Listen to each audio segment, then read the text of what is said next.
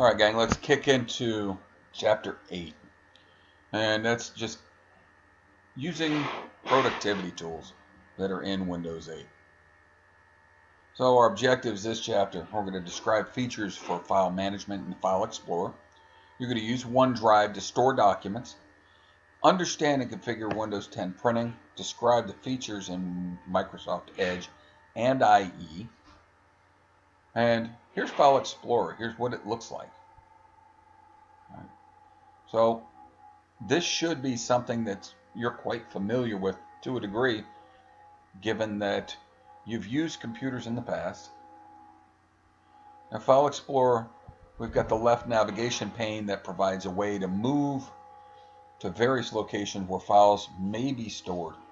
The right pane displays files and folders in that specific location that's been selected in the navigation pane.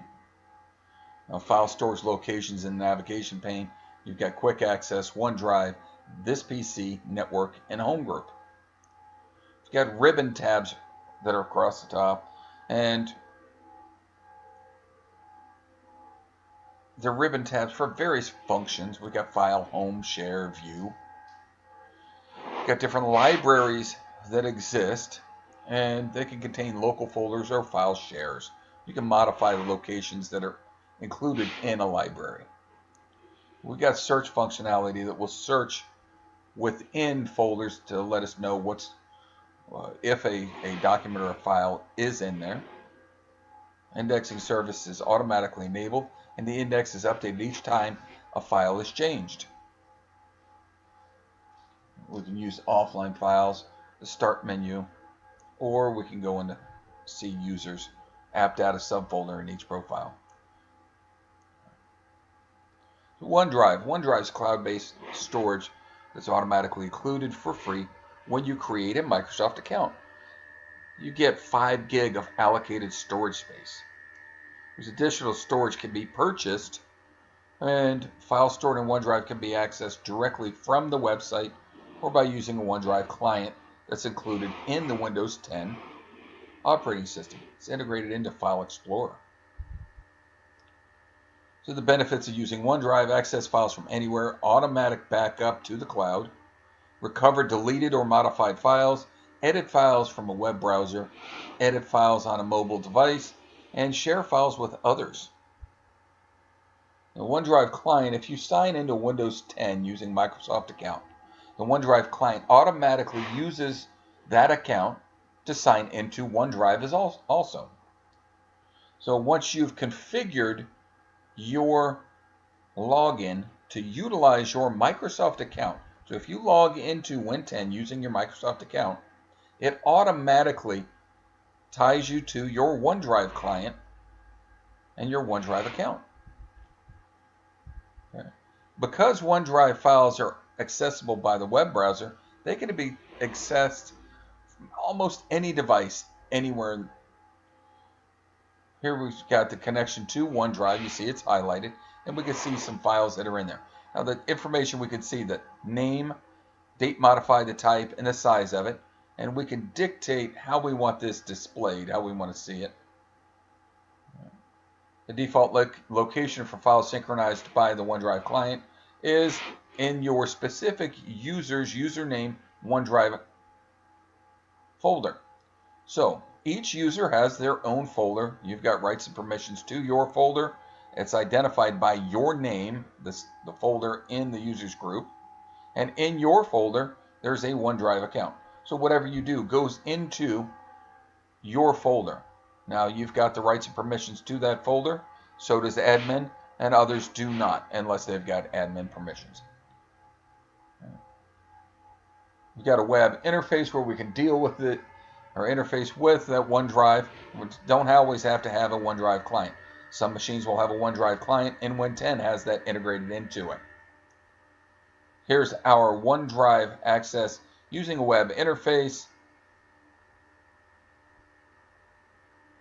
Okay, now you can perform basic file management tasks by using both OneDrive website and OneDrive client in File Explorer.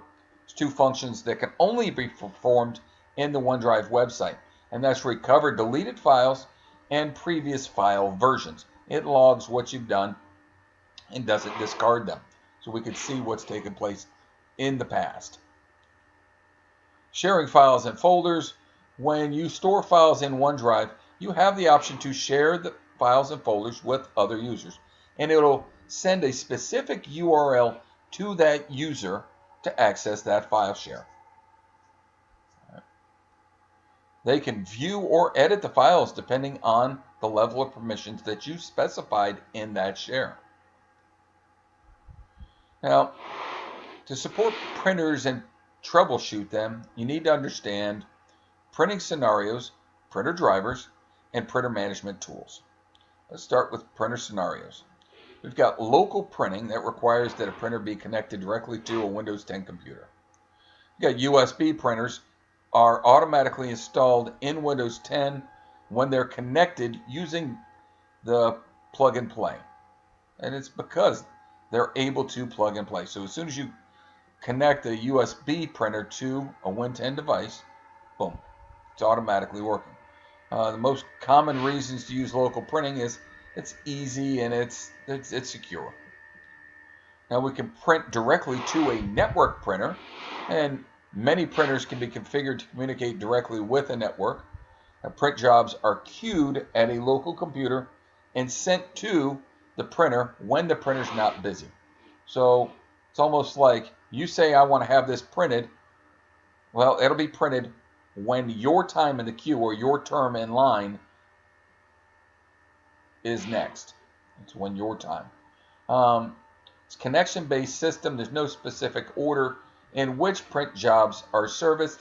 They may not happen in the order that they were received. Traditionally, they do. When a printer is shared, multiple computers on the network can use it. Sharing a printer saves money in the long run. You don't have to have as many printers. It can be more efficient. You're only having one repaired. All print jobs are queued on the computer that is shared. It allows jobs to be controlled in a central location and can make troubleshooting relatively simple. Now, a print driver, just like any other driver, it's software that allows the operating system, Windows 10, to use the functions and the features associated with that hardware device. It's a translator, if you will, is my favorite analogy. When an incorrect driver is used, print jobs may have small formatting errors, and that's just like my comparison is the driver is an interpreter. If the driver is not correct, it's like having an interpreter that doesn't fully understand the language. Okay? There will be problems. You don't know what the problems will be or when they will come up. But there will be problems if it's not the right driver.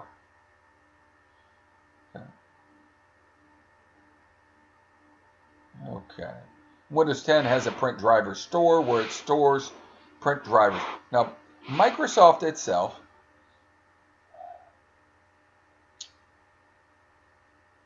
they certify drivers. So they'll tell you, yeah, this driver, this is a good driver, and we've, I want to say in a sense, given it our blessing, that it's the most current, it is clean, it's coming straight from the vendor or straight from Microsoft, and there are no issues with this. And we assure you this driver will work with this device.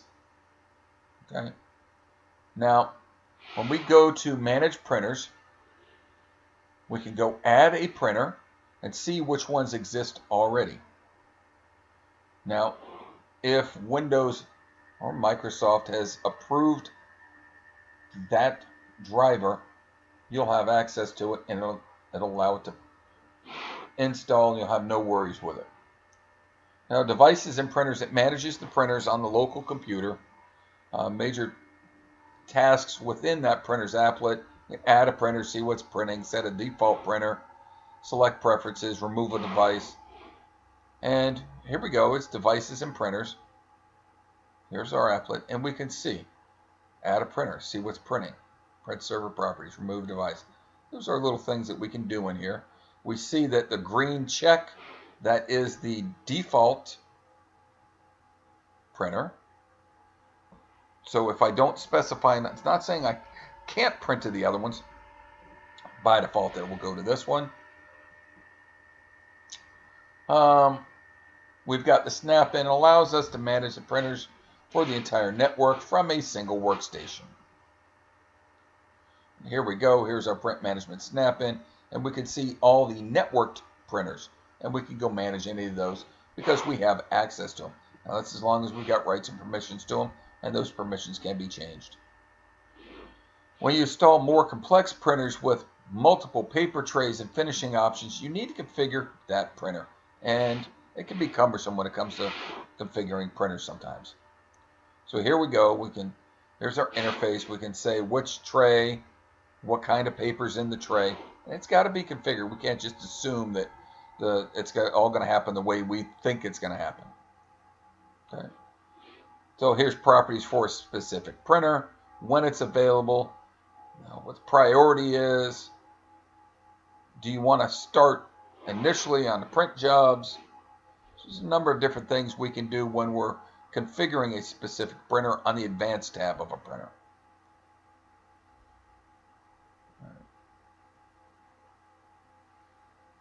All right, so when it comes to printer sharing and security, sharing is enabled and controlled in the Sharing tab. It allows you to say who has access to a printer. So let's say I have a printer connected to my device. I can share that printer out and dictate who I'm sharing it with.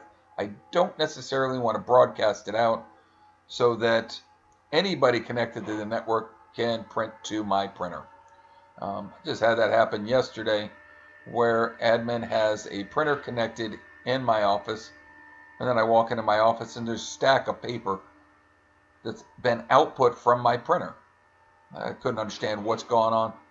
That networked printer, since anybody has access to it, anybody can print to it. It's not a local shared printer. So anybody can print. Somebody inadvertently pointed to the network printer that's in my office and printed off a huge job.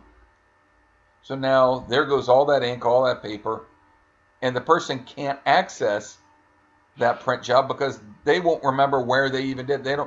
Clearly they did it to a printer they didn't even know where it was going.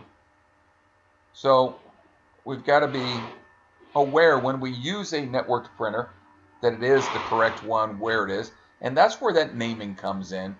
We're talking about naming objects on our computer so that when we see it, we know what it is, where it is, who has access to it in many cases. Okay. So printer configuration, we can say who has access, what they can do.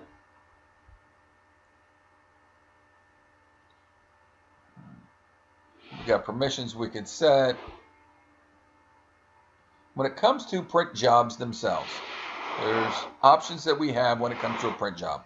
Let's say I have sent a print job and then I realize, oops, that was the wrong printer. I can connect to that printer, pause, resume, restart, or cancel that print job. Or I can edit the properties associated with that print job itself. And that's in the printer configuration. Okay. Sometimes we may want to pause a large print job, restart a print job if there was a paper jam, ran out of paper, whatever it may be, change the schedule of a print job, cancel something because it was corrupted. The printer, for whatever reason, started acting weird. So we've got web browsers. Now, in Win 10, that's our new web browser, which is Edge. And it's integrated into Windows 10. It's not a standalone browser, much like Internet Explorer was. Internet Explorer version 11 is included in Windows 10. And it's there to support older applications. But oddly enough, Microsoft does not support Internet Explorer 11. They're not updating it. They're not... the functionality seems like it's getting worse and worse over time in Internet Explorer 11. So we're going to use Edge when we need to. We can still install another browser if we need.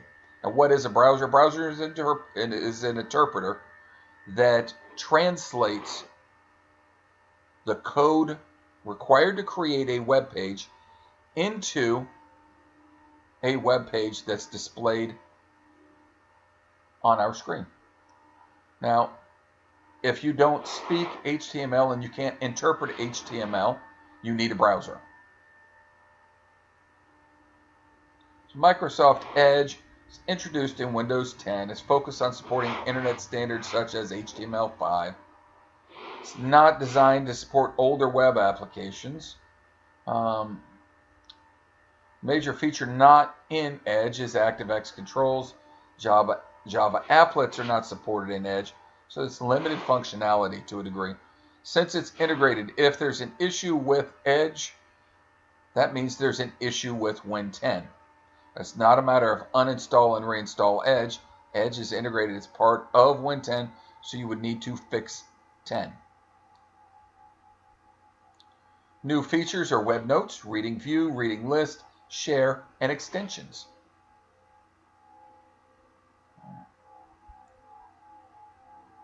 Through IE, many organizations still support IE because of their legacy web-based apps. Like I said, it's not supported by Microsoft though, so it's not going to be as secure as it had been in the past. Here's our internet property through IE, local internet zone, privacy. I'm going to bounce through IE since we're not dealing with IE. I really try to avoid IE because of the lack of security, the lack of support. Microsoft's let it go. The only reason it's there is for legacy systems. You can always install another, whether it's Mozilla Firefox, Google Chrome, and they will work as a standalone app on our Win 10 system.